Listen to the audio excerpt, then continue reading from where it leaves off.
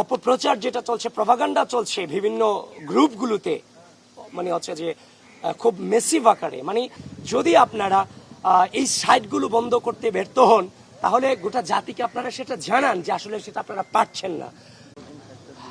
শুধু অভিযোগের কথা বলতে চাই না, আসলে নির্বাচন শুরু থেকে এখনো পর্যন্ত আমরা ঢাকা বিশ্ববিদ্যালয় প্রশাসন এবং নির্বাচন কমিশনকে আমরা আমাদের জায়গা থেকে সর্বাত্মক সহযোগিতা করে যাচ্ছি, যার ফলশ্রুতিতে ইতোমধ্যেই ঢাকা বিশ্ববিদ্যালয়ের গণ্ডি পেরিয়ে গোটা বাংলাদেশের আপামর জনতা চোখ রাখছে ঢাকা বিশ্ববিদ্যালয় কেন্দ্রীয় ছাত্র সংসদ নির্বাচন 2025-এর দিকে।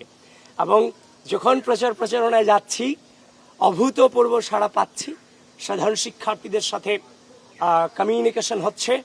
এতদিন পরে এসে মনে হচ্ছে আসলেই প্রপার ছাত্র রাজনীতির চর্চাটা আমরা করছি, শ্রদ্ধা, স্নেহ, সহনশীলতা, সহমর্মিতা, জবাবদিহিতার আওতায় আমরা প্রপার একটা ছাত্র রাজনীতি করছি। কারণ যখন স্টুডেন্টদের কাছে আমরা যাচ্ছি তারা হচ্ছে যে আমাদের কাছ থেকে বিভিন্ন অঙ্গীকার চাচ্ছে, তাদের বিভিন্ন সমস্যার কথা আমাদেরকে বলছে, আমরাও তাদেরকে বুকে জড়িয়ে নিচ্ছি, তারাও আমাদেরকে বুকে জড়িয়ে নিচ্ছে, কোনো ভেদাভেদ থাকছে না।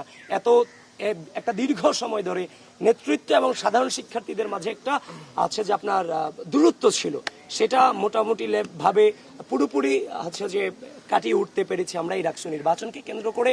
এবং যখন সাধারণ শিক্ষার্থীদের কাছে যাচ্ছি, এটা যে প্রত্যন্ত অঞ্চল পর্যন্ত এর প্রভাব পড়েছে, কারণ সাধারণ শিক্ষার্থীরা বলছে ভাই আমার কৃষক চাচা যে মাঠে কাজ করে কিন্তু ভিডিও দেখছে, ফোন করে বলছে যে আপনাদেরকে ভোট দেওয়ার জন্য। এই যে একটা মানে পরিস্থিতি, যে নির্বাচন হচ্ছে ঢাকা বিশ্ববিদ্যালয় কিন্তু গোটা বাংলাদেশের মানুষ এটা নিয়ে কনসার্ন এবং বাংলাদেশের মানুষরাও তাদের প্রার্থী পছন্দ করছে। সুতরাং একটা সুন্দর পরিস্থিতির মধ্য দিয়ে নির্বাচন অনুষ্ঠিত হবে সে আশা রাখছি। কিন্তু যে জায়গাটাতে আমি কনসার্ন জানিয়ে আসছি শুরু থেকে আজ পর্যন্ত, সেটা হচ্ছে যে সাইবার বুলিং এবং হচ্ছে যে আপনার অপপ্রচার যেটা চলছে, প্রপাগান্ডা চলছে বিভিন্ন গ্রুপগুলোতে, মানে হচ্ছে যে খুব মেসিভ আকারে, মানে রাজনৈতিক প্রার্থীগুলোকে রাজনৈতিকভাবে মোকাবেলা করতে ব্যর্থ হয়ে এই অপপ্রচারে একটা গোষ্ঠী নেমেছে। সো সেইটা নিয়ে বিশ্ববিদ্যালয় নির্বাচন কমিশনের কাছে আমরা গিয়েছি, জানিয়েছি, কিন্তু তারা এখনো পর্যন্ত এই জায়গাটাতে মোটামুটি ভালোভাবে ব্যর্থতার প্রমাণ দিয়েছে। এবং তাদেরকে আমরা এটাও জানিয়েছি যে আমরা আপনাদের আন্ডারে আছি, নির্বাচন কমিশনের আন্ডারে প্রার্থীরা আছে, সুতরাং এই প্রার্থীদের নিরাপত্তা দেওয়ার দায়িত্ব কিন্তু নির্বাচন কমিশনের। তো নির্বাচন কমিশনকে আমরা জানিয়েছি যদি আপনারা এই সাইটগুলো বন্ধ করতে ব্যর্থ হন তাহলে গোটা জাতিকে আপনারা সেটা জানান যে আসলে সেটা আপনারা পারছেন না। তো যেহেতু ডাকসু নির্বাচনটা শুধুমাত্র ঢাকা বিশ্ববিদ্যালয়ের বিষয় নয়, এটা গোটা বাংলাদেশের স্থিতিশীলতার বিষয়, গোটা বাংলাদেশের স্বার্থ এখানে জড়িত, সেক্ষেত্রে রাষ্ট্রকেও কিন্তু ঢাকা বিশ্ববিদ্যালয়কে সহযোগিতা করতে হবে। তো সেক্ষেত্রে যে অনলাইন যে প্রপাগান্ডাগুলো চলছে, মিস ইনফরমেশন, ডিসইনফরমেশন চলছে, এগুলো ঢাকা বিশ্ববিদ্যালয়ের শিক্ষার্থীরা তো বিশ্বাস করার সুযোগ নেই। কিন্তু এই যে বাংলাদেশব্যাপী একটা গুজব ছড়ানো হচ্ছে, যে অপচেষ্টা চালানো হচ্ছে, সেটা নিয়ে নির্বাচন কমিশনের উচিত গোটা জাতিকে সতর্ক করা, যে তাদের প্রার্থী সম্পর্কে যদি কোনো অভিযোগ থাকে সেটা তাদের প্রার্থীকে তাদের কাছে এনে দিবে। সুতরাং সেখানে যেন গোটা বাংলাদেশের মানুষ যে এই প্রপাগান্ডা নিয়ে যেন সচেতন থাকে এবং বিভ্রান্ত না হয়, এ ধরনের আনুষ্ঠানিক একটা বার্তা নির্বাচন কমিশন থেকে আমরা আশা করছি। এবং তারা বলেছে সেটা দিবে, কিন্তু তারা এখনো সেটা দিচ্ছে না, এবং সেই গ্রুপগুলো এবং যে অনলাইন যে সাইবার বুলিং সেটাকে তারা থামাতে পারছে না। এটা হচ্ছে সবচেয়ে বড় কনসার্নের বিষয়। এবং আপনাদের মধ্য দিয়ে গোটা বাংলাদেশকে জাতিকে আহ্বান করতে চাই, গোটা ঢাকা বিশ্ববিদ্যালয়ের শিক্ষার্থীদের প্রতি আহ্বান করতে চাই, এই অনলাইন প্রপাগান্ডা চালানোর জন্য আমাদের কাছে তথ্য আসছে একটা মেসিভ প্রিপারেশন চলছে। আমাদেরকে রাজনৈতিকভাবে মোকাবেলা করতে ব্যর্থ হয়ে তারা মেসিভ একটা অনলাইন প্রপাগান্ডা চালানোর প্রিপারেশন চালাচ্ছে। সুতরাং গোটা বাংলাদেশ যেন এই ব্যাপারটাতে সচেতন থাকে। আপনারা মিটফোর্ডের ঘটনা দেখেছেন, দুদিন আগে ঘটিয়েছে, শুক্রবার জুমার নামাজের পরে পরিকল্পিতভাবে গোটা বাংলাদেশকে বিভ্রান্ত করা হয়েছে। সুতরাং এই ধরনের ঘটনা নির্বাচন কেন্দ্রিক ঘটার তথ্য আমরা পাচ্ছি। প্রিয় সাংবাদিক বন্ধুগণ, এই জাতির জন্য আপনারা অনেক কষ্ট করেছেন, এই গণ অভ্যুত্থান কেন্দ্রিক অনেক অনেক অনেক বেশি কষ্ট করেছেন।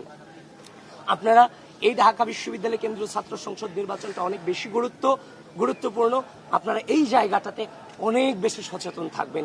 এই আকুল আবেদন আপনাদের কাছে আমার রইল। আচ্ছা, আমি আরেকটা প্রশ্ন, ছোট একটা প্রশ্ন করি, সেটা হলো যে ঢাকা বিশ্ববিদ্যালয়ের ছাত্র সংসদে কেউ কাউকে সমর্থন করার আসলে এখানে কোনো সুযোগ নেই।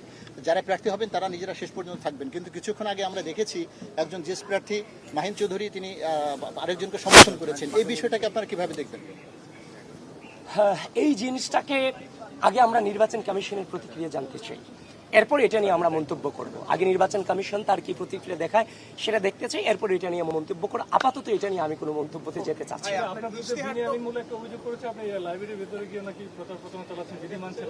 না, এই জিনিসটা আজ এসেছে, এটা হচ্ছে যে নির্বাচনী হচ্ছে যে গণসংযোগ শুরু হওয়ার অনেক আগে যখন আমরা প্যানেল ঘোষণা করেছিলাম, এমনই একদিন আমরা হচ্ছে যে অমর একুশে হলে দুপুরে খাবার খেয়েছিলাম, প্যানেল ঘোষণা হয়েছে, আমরা একসাথে বসে কথা বলেছি, খাবার খেয়েছি।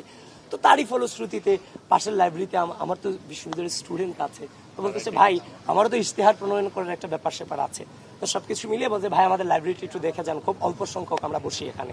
কারণ আমি সকল সাংবাদিকদের বাহিরে রেখে আমি নিজে লাইব্রেরিটা জাস্ট প্রদর্শন করে আসছি, ওইটাকে তাদের মতো করে ঘায়েল করার চেষ্টা করেছে। That's all.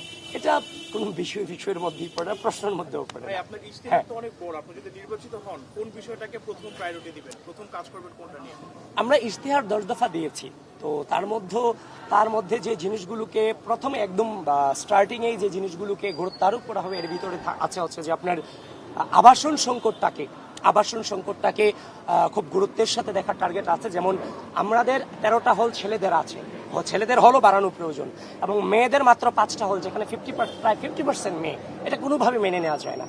ইতিমধ্যেই সরকার কর্তৃক কিছু বাজেট পাশ হয়েছে বিশ্ববিদ্যালয়ে, এগুলোকে প্রপারলি বাস্তবায়নের প্রতি আমাদের নজর থাকবে আবাসন সংকটের ক্ষেত্রে। তাছাড়া ক্যান্টিন স্থাপন এবং খাবারের মান উন্নয়ন, যেমন মোকাররম, মোতাহার এবং কার্জনে, এই ভবনগুলোতে সায়েন্সের একটা বিশাল অংশ স্টুডেন্ট এখানে থাকে।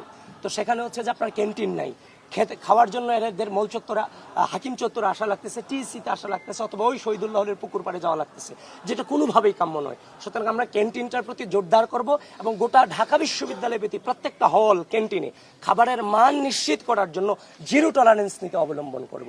তাছাড়াও আমরা হচ্ছে যে বিশ্ববিদ্যালয়ের ক্যাম্পাসের যে নিরাপত্তাটা, বহিরাগত এবং বিভিন্ন ভবঘুরে যে ক্যাম্পাসে ঘুরে বেড়ায়, এই জায়গাটাতে কিন্তু আমরা নিরাপদ ক্যাম্পাস বিনির্মাণ করতে পারছি না। আমি যতটা নিরাপদ রাত কিংবা দিনে, একজন নারী শিক্ষার্থী কিন্তু ক্যাম্পাসে আমার নিরাপত্তা বোধ করতেছে না। সেই জন্য কিন্তু ক্যাম্পাস সেফ ক্যাম্পাস রূপান্তরিত করতে হইলে ক্যাম্পাসের যে বহিরাগত এবং হচ্ছে যে ভবঘুরেদের মুক্ত একটা ক্যাম্পাস বিনির্মাণ করতে হবে। সেটার জন্য হুট করে আপনি সব এরিয়া সবার জন্য বন্ধ করে দিতে পারবেন না।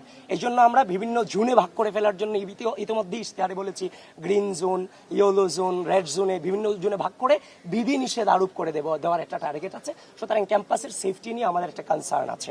তাছাড়াও জিনিসটার প্রতি আমাদের কনসার্ন আছে, সেটা হচ্ছে যে শিক্ষার্থীদের অন ক্যাম্পাস জব আইডিয়াটাকে বাস্তবায়ন করা,